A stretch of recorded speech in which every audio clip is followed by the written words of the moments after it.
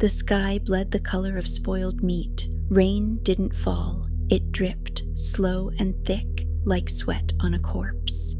The trees twisted inward as if ashamed to bear witness. Something terrible was happening, and Grimshade Crossing, a forgotten town rotting quietly at the edge of the world, felt it in its bones. Lightning flashed, but there was no thunder. Just silence, then screams. Not loud ones, not panicked. They were wet, muffled, the way lungs sound when they're filling with something thick and red. The woods past Duskwraith Peak swallowed them whole, let them echo back low and broken, like voices remembered too late. And then, nothing, just fog.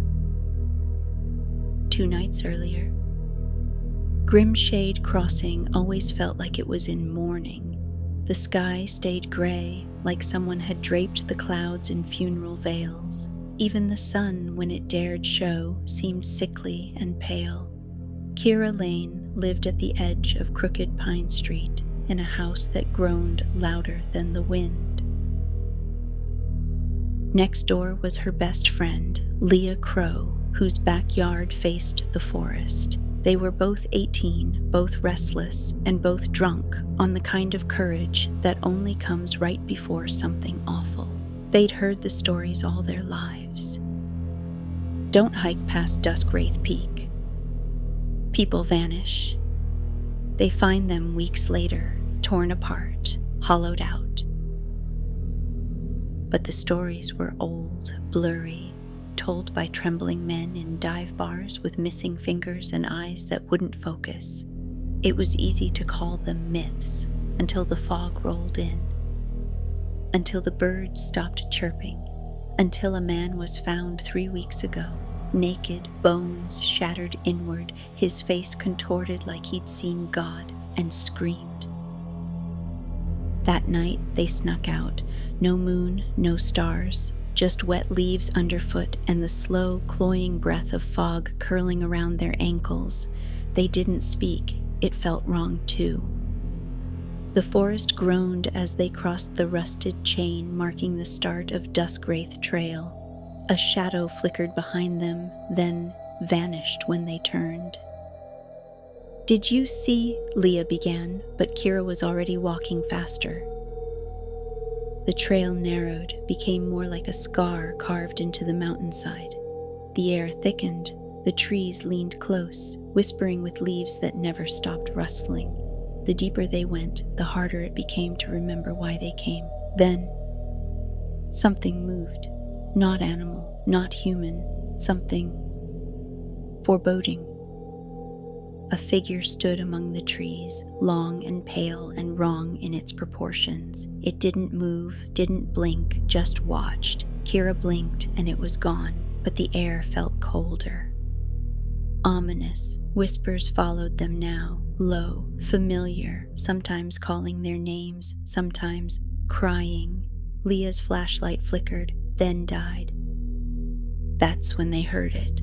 A clicking sound, like bones being chewed in the dark. They ran. Branches clawed their arms. Something shrieked behind them, but it didn't sound angry. It sounded hungry. The trail blurred, twisted, bled into itself. They ran until their lungs gave out, until something grabbed Leah's ankle, dragging her into blackness. Kira screamed and dove after her. Then, silence. Kira awoke with a scream, thrashing in tall grass. The sun, barely risen, spilled sickly yellow light through the trees. Birds chirped. Leah lay beside her, curled like a child, eyes fluttering open. Her lips were cracked, her fingernails were black, clothes torn, faces streaked with blood, hands trembling. No memory of how they got there, no memory at all, just bruises and something, somewhere deeper in those woods. Something had been let loose. Something old. The morning after felt off, like waking up with blood on your hands and no idea where the cut was. Grimshade Crossing was quieter than usual, not peaceful, numb. The clouds overhead didn't drift. They loomed low and heavy, like bruises pressing down on the town's cracked shingles and dying lawns. The air was too still, too warm for autumn. Even the crows had stopped calling. Kira sat at the kitchen table, hands wrapped around a steaming mug of black coffee she didn't remember making. Her fingers trembled, not from cold, from something inside her, something shifting. Her mother's voice buzzed from the next room, something about school, something about the dishes, but it sounded warped, like words underwater, like a dream you couldn't quite wake from. Kira touched her throat. Her pulse was slow, too slow. Her skin had a strange sheen to it, like oil slicking the surface. She stared into the coffee. Her reflection looked back, but something was off.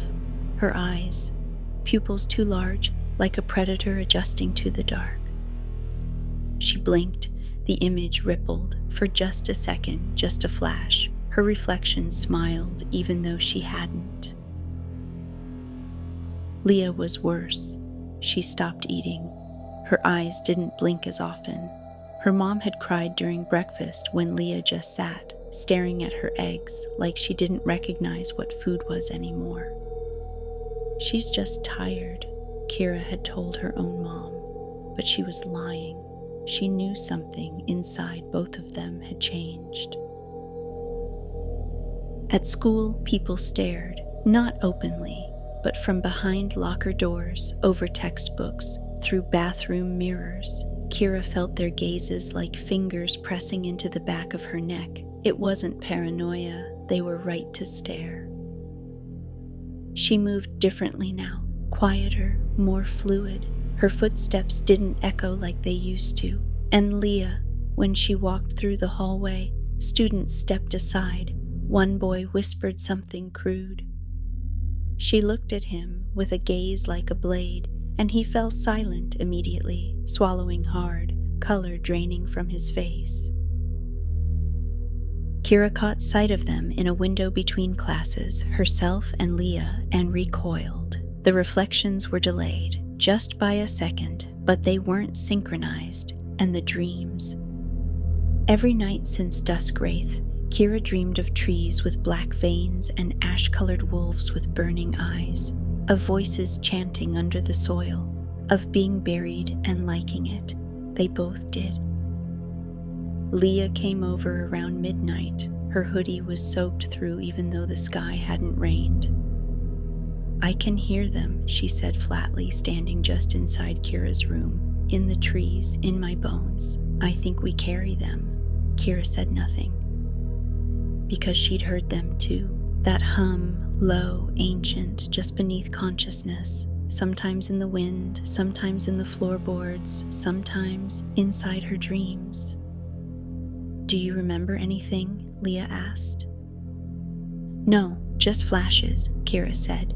"A face, antlers, teeth, a gate." They both stared at each other, then simultaneously. "The altar."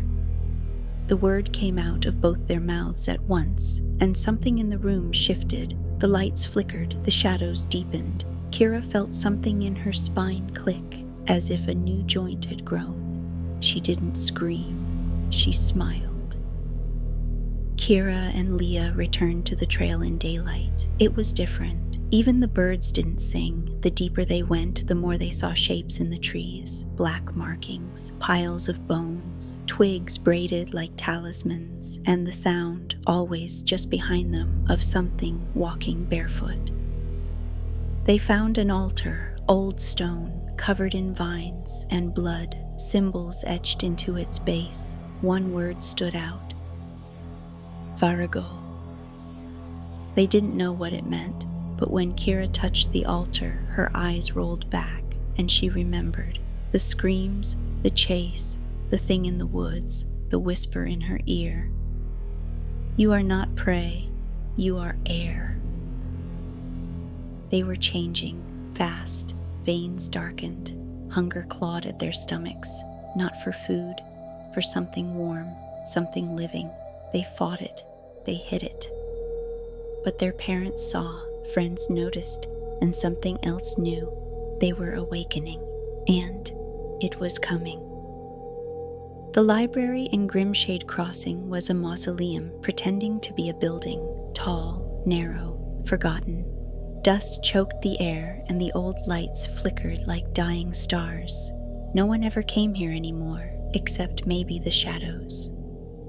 Kira ran her fingers along the cracked spines of the town archives, feeling the strange pulse behind her fingernails again, like her blood had learned a new rhythm. Leah was at the reading table, hunched over yellowed newspapers and brittle maps from a century ago. The lamplight above her made her skin look thinner than it should have been, almost translucent. Veins throbbed like ink beneath tissue paper. "We're not the first," she whispered without looking up. Kira turned. "What?" Leah slid a page across the table. "Missing persons reports, all from decades past. Look at the dates." Kira leaned in. Each report was separated by 50 years almost to the day, 1995. And now, 2045 was fast approaching, 5 disappearances each time, all teens, all near Duskwraith Peak. "They called it a coincidence," Leah muttered, "but listen to this." She flipped the page to a faded local article from 1896. There was a woodcut image of a monstrous figure cloaked in smoke and antlers, looming over a bleeding tree. "Locals fear return of the Varigul, a creature of ancient blood summoned by trespassers beyond Duskwraith Peak. Survivors, when found, spoke in tongues and wept black. One girl was found crawling into a tree hollow, whispering she had no bones."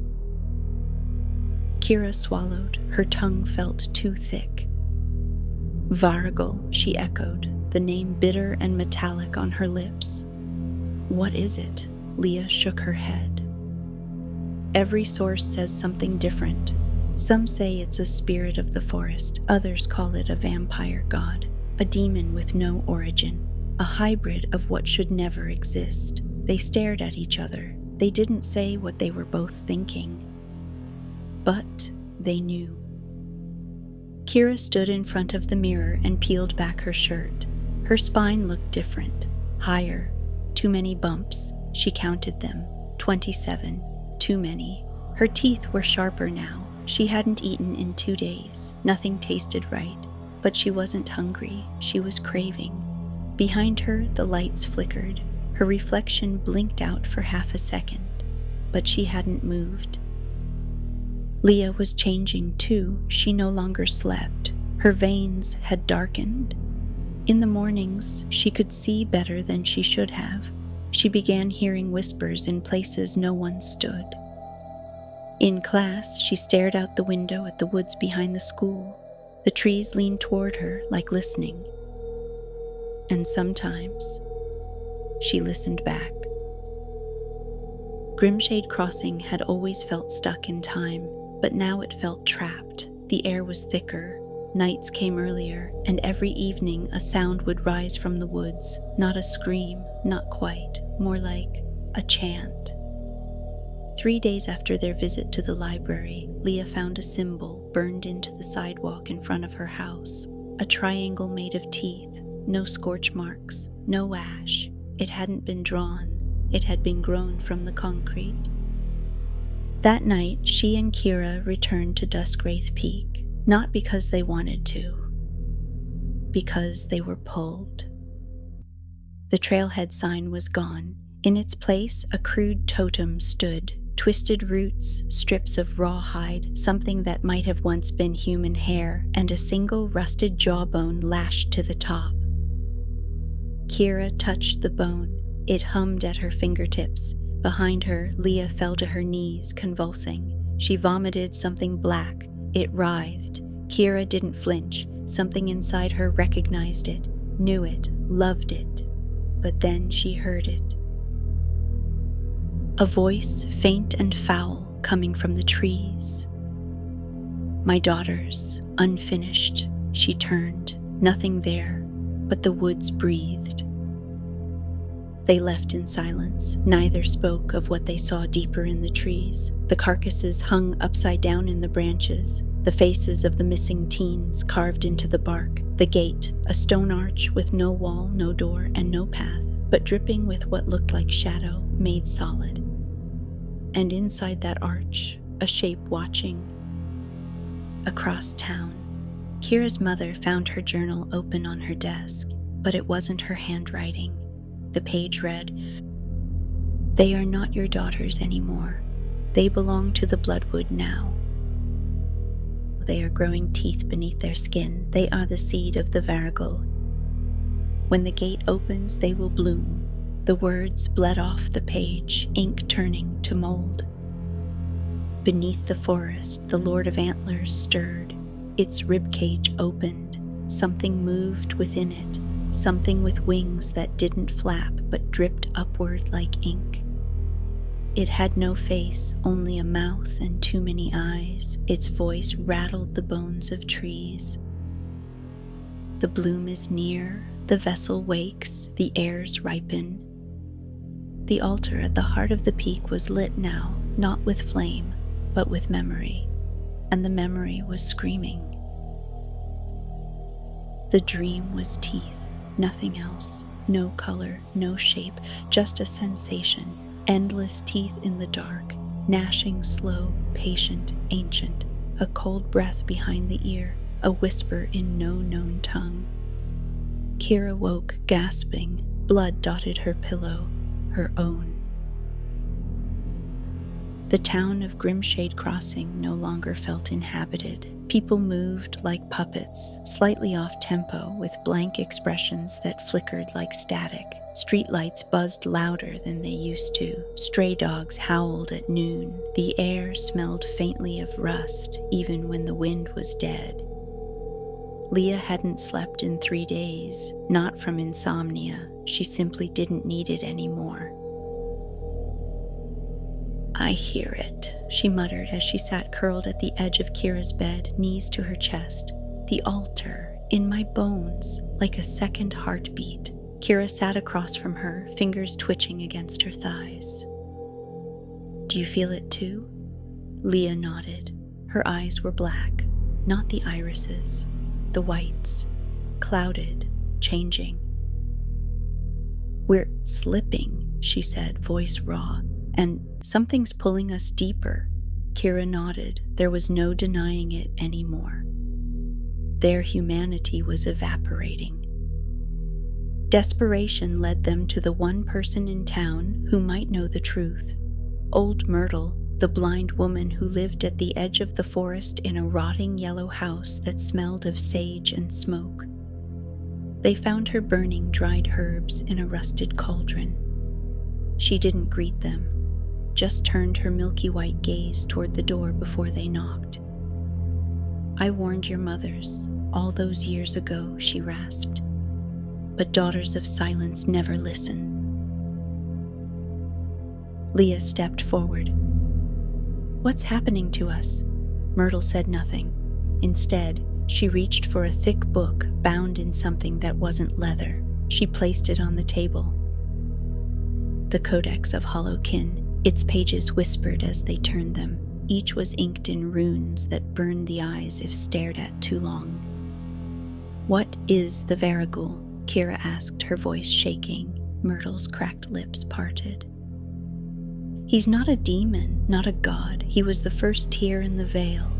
Something born before names. The hunger between worlds. Half vampire, half something older. From the deep between stars. He waits at the gate. He infects blood. He grows through the willing." "The willing?" Leah echoed. Myrtle nodded, her eyes glazing with memory. "You stepped past the seal, walked where only bones belong. You didn't just trespass. You invited him in. Now you carry his seed, his curse." "Is there a way to stop it?" Kira whispered. A long silence. Then Myrtle spoke. "Only fire, or the altar. If you finish the transformation, he'll wake, and the town dies. Maybe more." Leah's voice cracked. What happens if we fight it? Myrtle's blind gaze turned sharp. Then the altar burns, but it will burn you with it. That night, Leah's skin peeled along her spine, revealing thin, glistening membranes. Not wings, but almost. Something larval, growing. Kira coughed up 3 black teeth. They weren't hers. In the mirror, their reflections began mouthing things. Silent phrases, alien scripts traced by invisible tongues. They didn't know how much time they had left, but they knew they had to return. To the altar, to Duskwraith Peak. One last time. They climbed the trail in silence, each step heavier than the last. The forest around them watched. Dead leaves hung in midair, suspended, unmoving. A deer crossed their path, its eyes gone, its body stiff like a puppet. It turned to look at them despite having no face. Neither of the girls screamed.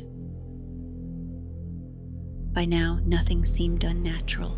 The sky above turned a color that had no name. Not gray, not black, something before light, and at the peak they found it again.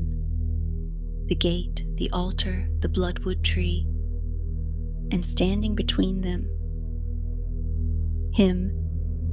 He stood twice the height of a man, skin like rotting tree bark, muscles sinewed with roots, eyes blooming like fungus across his torso, antlers twisted through the sky like veins through bone.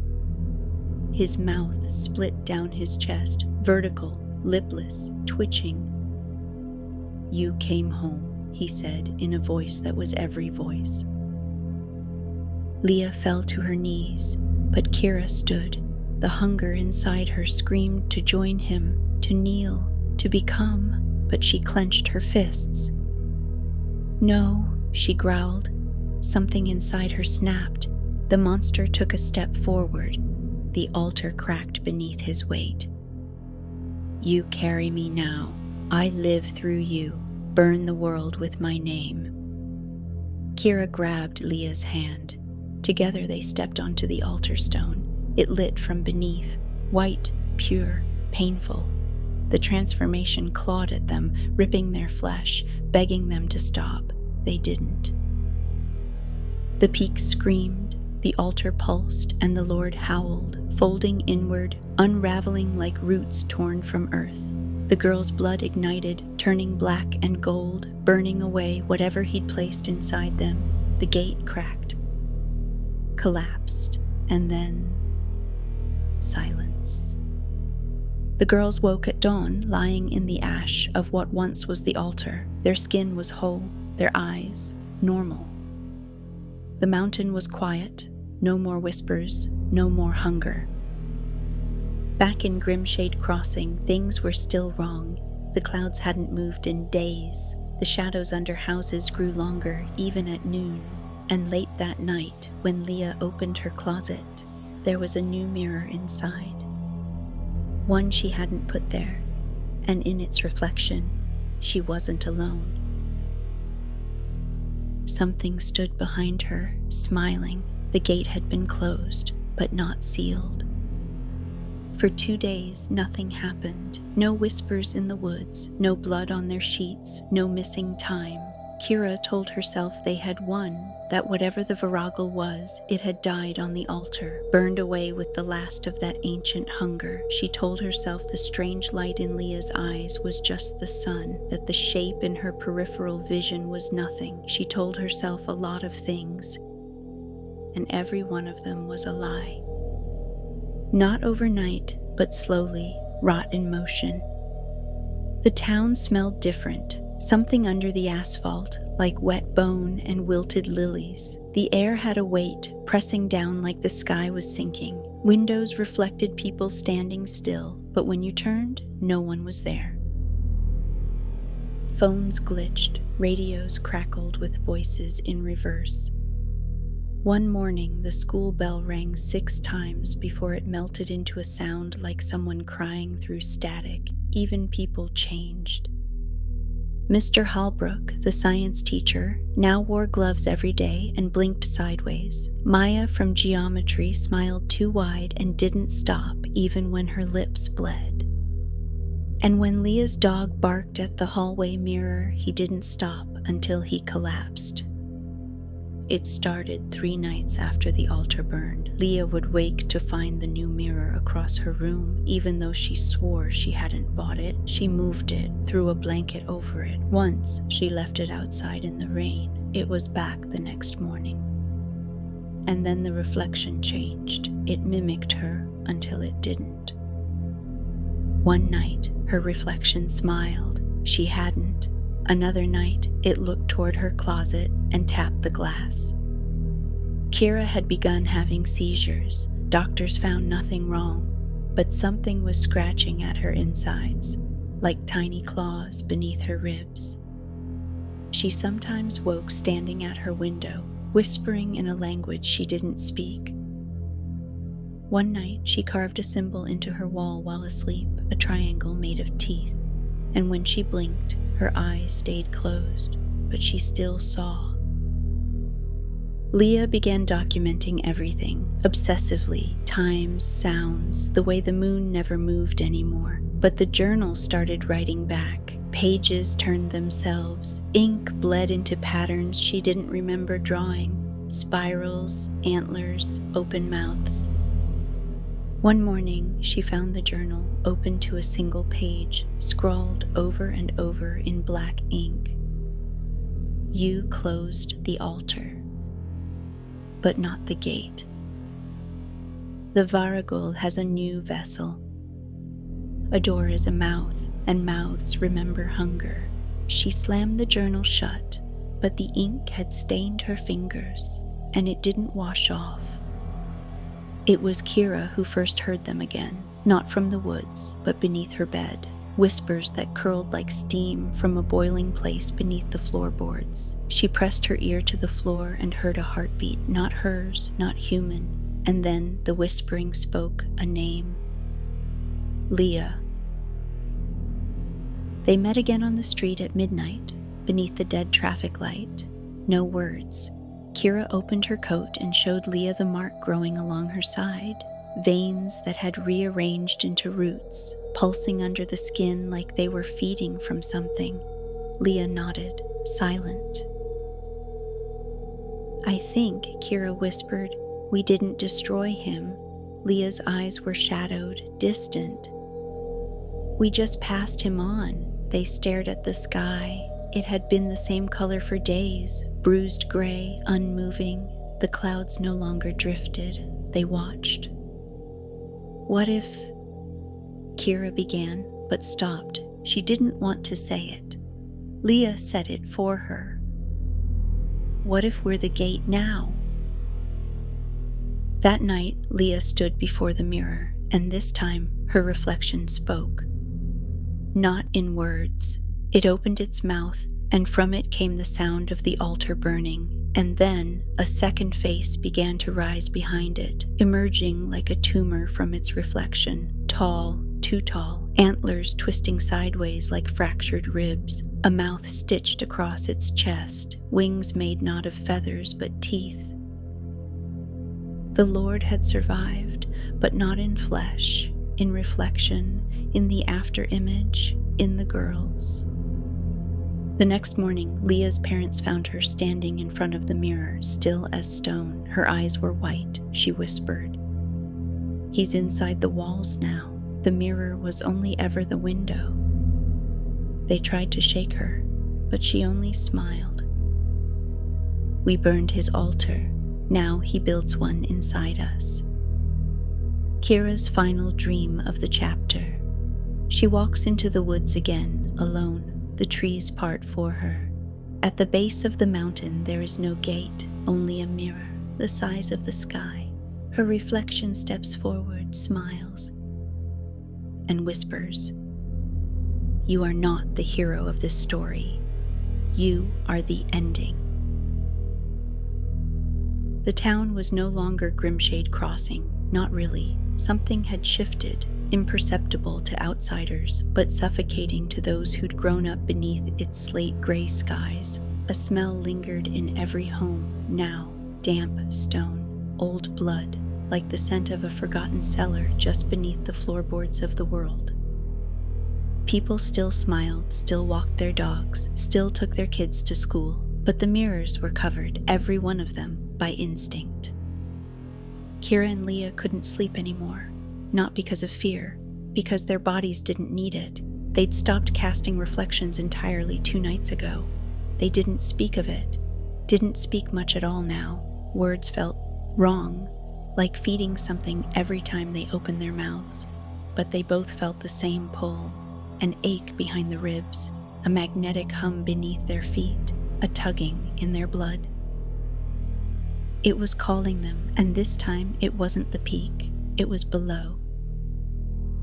Beneath the old town church they found it, an iron door bolted shut and buried beneath layers of dirt and stone, no keyhole, no markings, but when Kira touched it, it opened. It had been waiting for her. The stairwell behind it was made of bone-colored stone, spiraling down forever.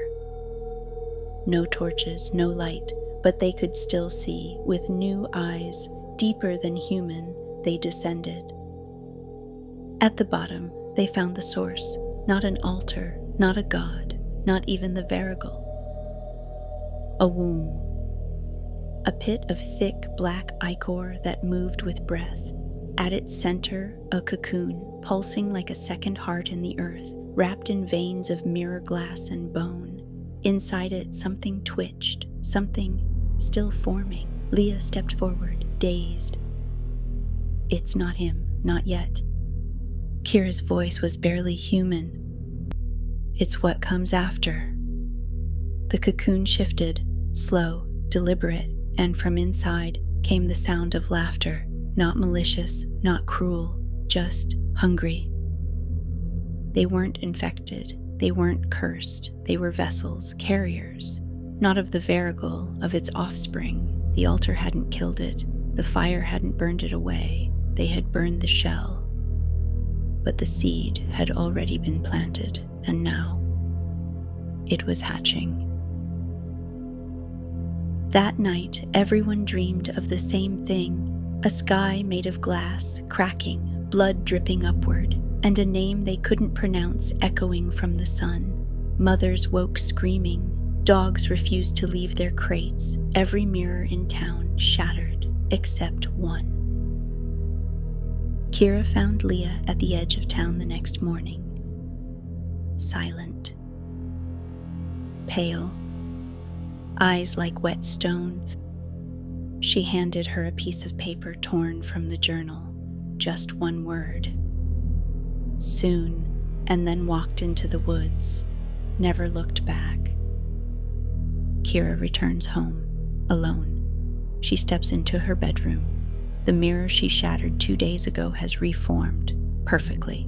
She stares into it. Her reflection smiles, but she doesn't. The reflection leans forward and whispers, "Thank you. You've done enough." Then Kira's nose begins to bleed, black. She touches it, stares at her fingers. Outside, thunder rolls without clouds. In the mirror, behind her reflection, something is moving. Something with too many arms. Somewhere deep beneath Grimshade Crossing. Something ancient. Something newborn begins to open its eyes.